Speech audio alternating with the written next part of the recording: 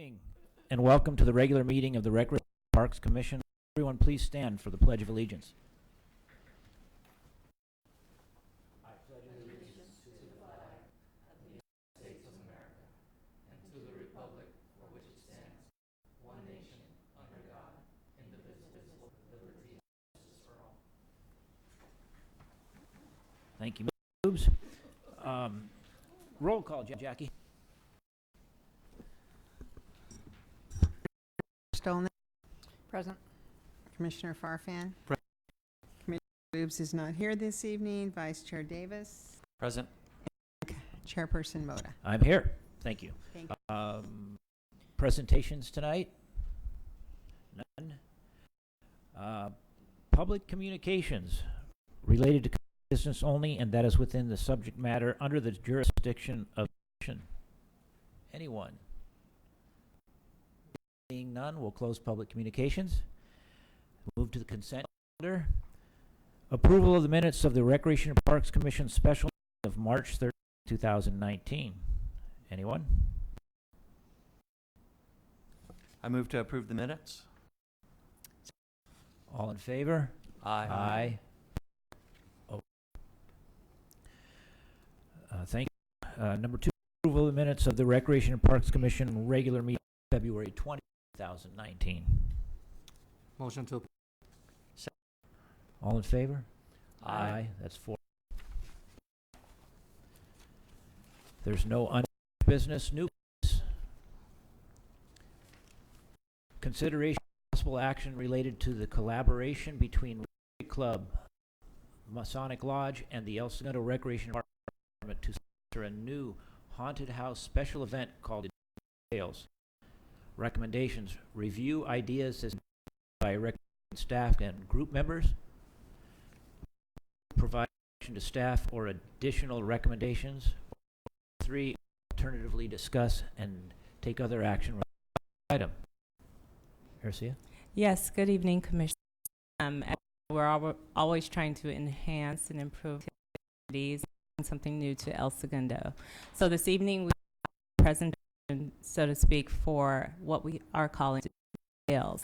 So Ryan has done a very good job in working with the groups and bringing forward this new idea for Halloween to bring a little bit more of a scary side, but still really friendly to the community. I will say that we are still working through the details. There are a lot of things that need some questions we can't answer tonight, but we do plan to bring it back with full budget out.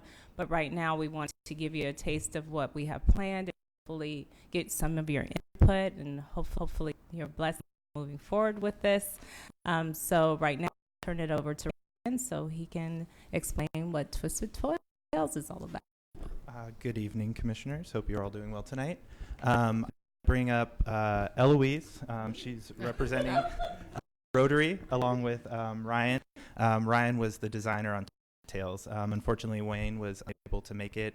Wayne is the current president over at the Masonic Lodge. About a year and a half ago, or with Rotary as she shakes her head. Sorry. But Wayne is with the lodge, so he's been representing him through these discussions.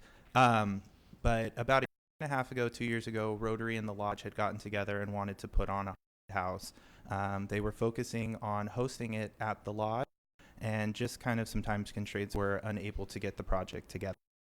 So Eloise reached out on behalf of the group and contacted me, and they really felt it would be a great event to El Segundo enhance, and they felt that it belonged in recreation. We have the great outreach in the community.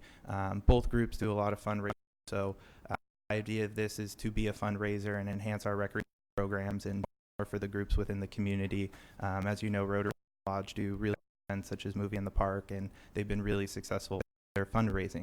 So I'd like to bring Ryan up right now to discuss the Twisted Tales and give you kind of a walkthrough of the haunted house. Thank you. Good evening. Nice to see you again. It's nice to be back in El Segundo. I want to basically speak to this, if we will. So Twisted Tales is the Gundo haunted house. Family-friendly haunted house attraction that relies on heavy theming, storytelling, a unique experience for Halloween fans of all ages. To shock audience with vile scenes of random gore and torture, twisted classic tales, and plays up their inherently creepy nature, enveloping audience in it. Guests will encounter an alternate timeline where Belle and Beast do not fall in love. They will be thrust into Wonderland, where Alice and friends have gone to conventional time in favor of a diabolical operation on the March Hare. They will become the evil witch from Hansel and Gretel and join the duo's hellish, if not tasty, fate. And a ferocious 500-pound, 12-foot-long dragon will try to feast on survivors at the end, sending whomever remains screaming for their lives. Tales is not a haunted house often found in the driveways and garages of small neighborhoods. It isn't a series of dark rooms with some skeletons and red paint on the walls. It's designed as a theatrical production, with each scene telling a story and delivering impactful scares through distraction, surprise, and special effects. We are creating new experiences for the residents and beyond, while honoring classic haunted house traditions for Halloween veterans. Being a family-friendly attraction, there will be special kid matinees on days where the house lights are left on and the monsters are tamed. Background music is kooky and candy can be found at various points throughout the maze to bring not so brave little ones. We want to appeal to all patrons so no one feels they can't have fun.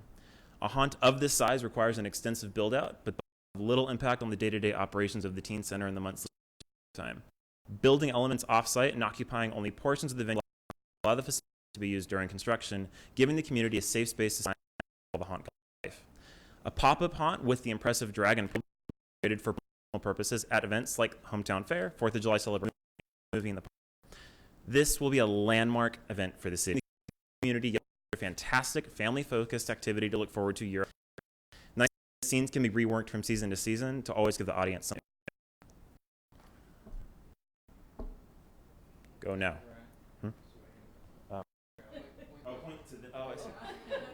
Hey, technology. So our first image here is what we plan to do to the front of the teen center. We're going to drape camo and ivy the entire front of the thing, and we're building a 20-foot wide and 8-foot tall facade, foam and wood, and it's going to be all lit up with LED lighting, and each pumpkin is going to have its own little flicker bulb in there. So we're kind of going Haunted Mansion sort of flicker pumpkin vibe, while also having a fantastic advertising opportunity that'll be on the face of the building. People are going to see this driving up in Grand, and it will be talked about on social media, I'm certain. So that's one of our biggest advertising opportunities there. You enter the maze at the entrance of the teen center. We're going to build a kind of like a rock cave, and the idea here is that we're going to fall down the rabbit hole into stories that we're going to tell in the haunted house.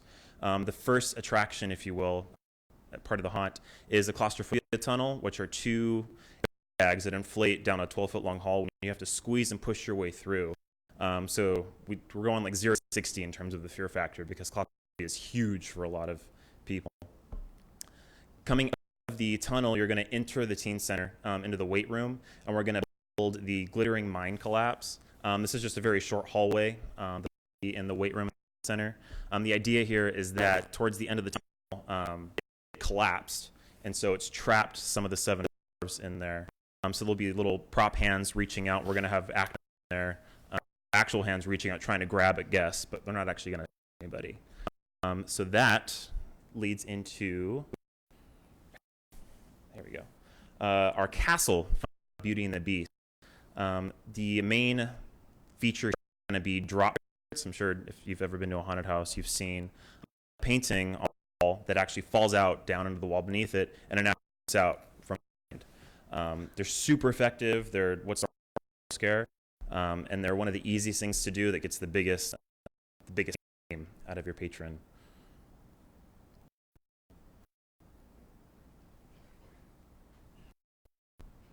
Teamwork, thanks. Once you near the end of the castle, Beast is going to go to the next room, and we're going to throw you into Wonderland, and this is where that has gone backwards. So Alice are sort of conducting an operation on one of their friends' operating table. It's not going to be gory. We're not looking for guts and blood, and we're going for kooky, playful. So instead of the intestines, we want like party streamers coming out of whoever they're operating on. There'll be fun music and trying to incorporate like a water gag where Mad Hatter can tell a patron, come help operate, and they get close to the and then they'll get squirted with water. So we're trying to keep it interactive. Coming out of the Mad Tea Party operation will be one of the big scenes that we're going to build in the teen center. This is our troll bridge. Bridge will actually be able to be walked over. And the whole thing is going to shake and groan and creak, which is really orienting if you've never experienced it before. While you're crossing the bridge, they're going to trigger a motion detector that'll dim all the lights in the room. There'll be a sound effect that comes out from behind, and then the big troll costume character that we're going to build is going to come roaring out and push the guests. If they're stalled, you'll scare them across the other side of the bridge and into the next room. Is our Witch's Candy House from Hansel and Gretel. This is built on top of the stage in the teen center. Coming out of the troll bridge area, they will see the facade of the witch's house. They'll be out on a porch that we're going to build, and she'll be interacting with people walking by. There'll be potentially an actor underneath as well that running out to try to scare people. She's going to come into the house, so they'll enter from right up the side of the stage, and then inside the house they'll be in her kitchen. We'll have another witch character in there with Hansel in there in a cage. Hansel will be screaming for help while the witch beckons guests to enter her giant oven, which we're going to build, and that acts as the exit from the house downstage left. So open a big oven, and we're going to put you into our oven hallway. It'll be lit with orange lights, and we're also going to throw a couple of heaters in there so you feel like you're being baked a little bit.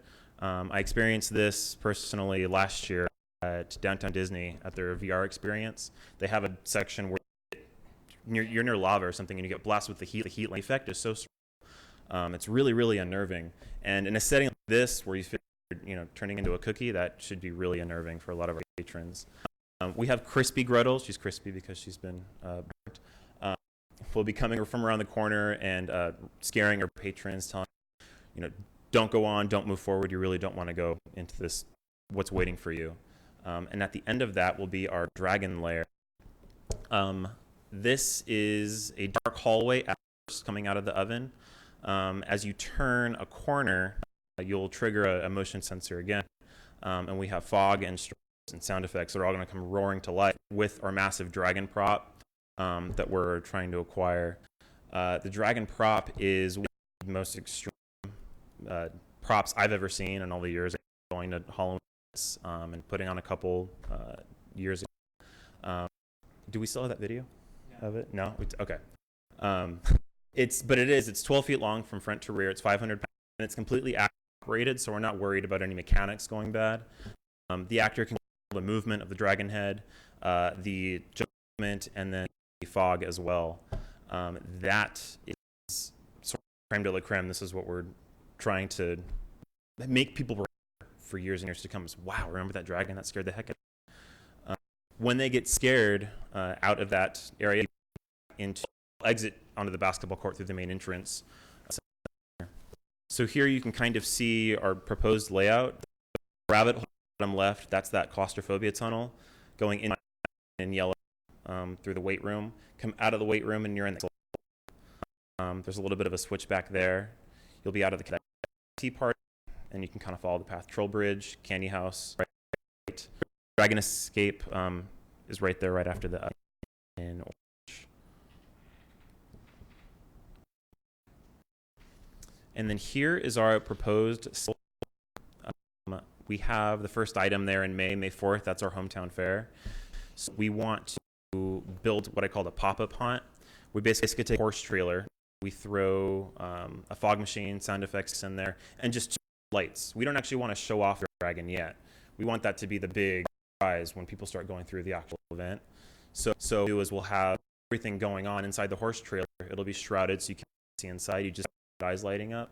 We want to be able to drive that or park it somewhere at Hometown Fair, and then again at 4th of July, and then at other events in months and years to come. So that's May 4th.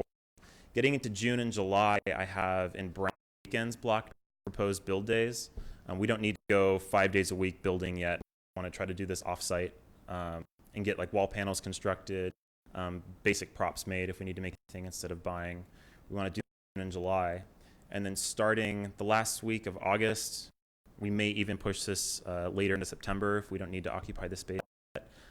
We would be blocking off a portion of the teen center so that we could building some of our more elaborate set pieces, but still leave the space open for to be teens, to play pool and, it's a place to hang out until then. Getting into the last couple of weeks, probably 2 to 3 weeks of September, we'll need a full block out so that we can get everything put together. Because a lot of these sets, especially that troll scene, those are going to take a lot of time to fine tune. We have, getting into October, we've got a few nights of rehearsal. And then we open, our night would be October 4th, if not the 3rd. And we'd be open that first weekend, Friday, Saturday, Sunday. And then going into the following weeks in October, we'd be open Thursday, Friday, Saturday, Sunday until the 27th. And then we'd open again Halloween night. And then after Halloween night, basically November 1st, we're in teardown strike. And I have a week and a half of strike there down, so the teen center's back up to use by the 4th.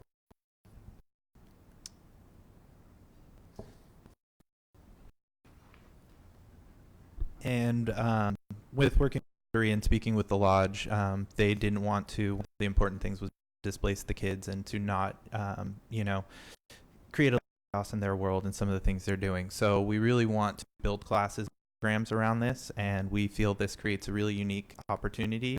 Some programs, we've had some really interesting ones within drama, but we've never really had the ability to do some effects and special scenes like this. So one of the ideas that we've discussed is identifying one of the rooms, maybe the mine, easier one, and building classes around it where kids and maybe some adult classes are able to come in and how to do some set design or do some paint work and do some lighting effects, as well as some makeup and different effects like that. So we really want some programming, so it isn't just this haunted house that's built behind closed doors. We want to involve the community and have different volunteers, the monitors, and get as many people involved as we can. And thank you guys very much, and please let me know if you have any questions.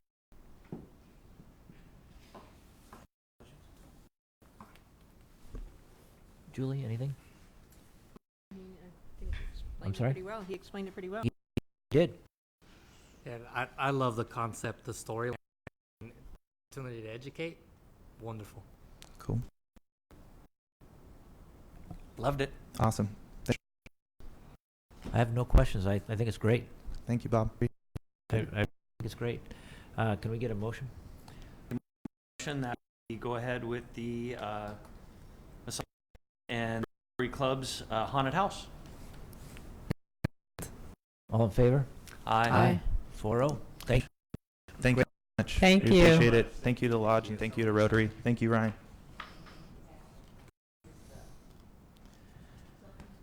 Okay. That was very nice.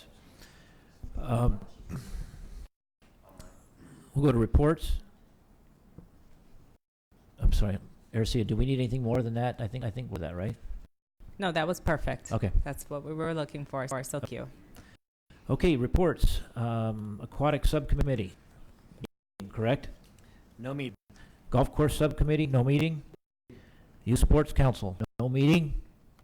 Gateway, was there a meeting? We've had a couple meetings. Oh, like to, Yeah, excellent. we've had a couple of meetings on the Gateway and kind of narrowing things down to the direction that we want to start looking. Now we're working on that. So, but things are moving along. We have quite a big group and a lot of discussion that goes on. And then we have meetings about every 2 weeks. So we're making progress.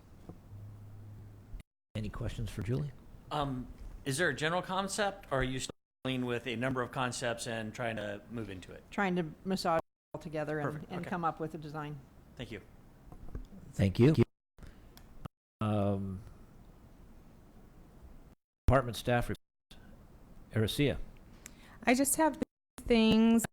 We will have the Civic Day, May 22nd, where we'll have the high school students here doing a mock city council meeting, and it will be focus will be the teen center. So if you can stop through and maybe with them, someone will be acting as the mayor, someone will be the city manager. So it will be a really good experience. for them. They are actually trying to decide on whether they want to renovate the entire teen center or just parts of the center, and they'll discuss and come up with ideas of their own. So stop through, I think that would be great. Which day for is them that to again? 22nd from 3. It starts at 3 p.m. in the Okay, thank you. and I have El Segundo Aquatics team is been for an award for great service from American Red Cross. So Joseph Lormans, he will to accept the award. So we're excited about that. And that's all I have. Well, great, thank you. Any questions? Thank you. Christopher Henson, Parks Maintenance Superintendent. Good evening, Commission. I have two things as well. The first is we had our event last Saturday, and it went well. Small group, but energetic.